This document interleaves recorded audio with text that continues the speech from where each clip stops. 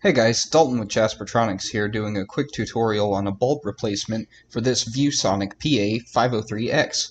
First, we're going to remove the screw here on the side. That'll allow us to take the top panel off.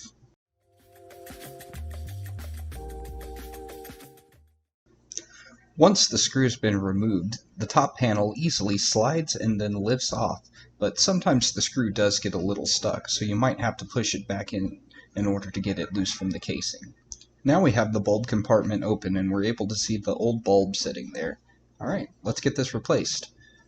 First what we'll do is we'll loosen the screw at the top. Like the side panel, the screw will not come out all the way.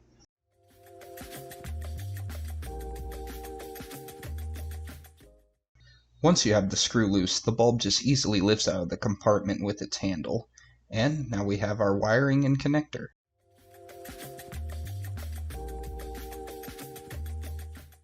The connector is simply attached inside. It has one tab holding it in right there on the left, as you can see.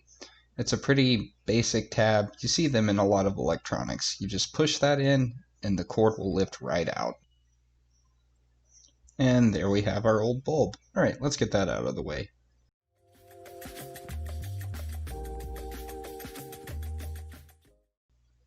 Okay, and here we have our nice shiny new Jaspertronics bulb. Let's get that popped in.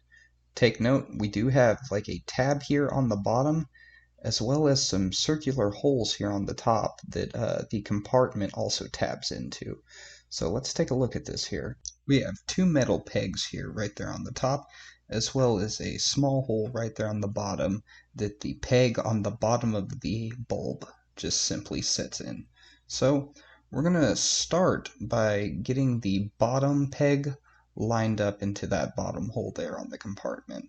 Once we get that lined up, it should be pretty easy for it to sit in place, and then it's just simply lifting the top up and getting it to sit in there, just like that.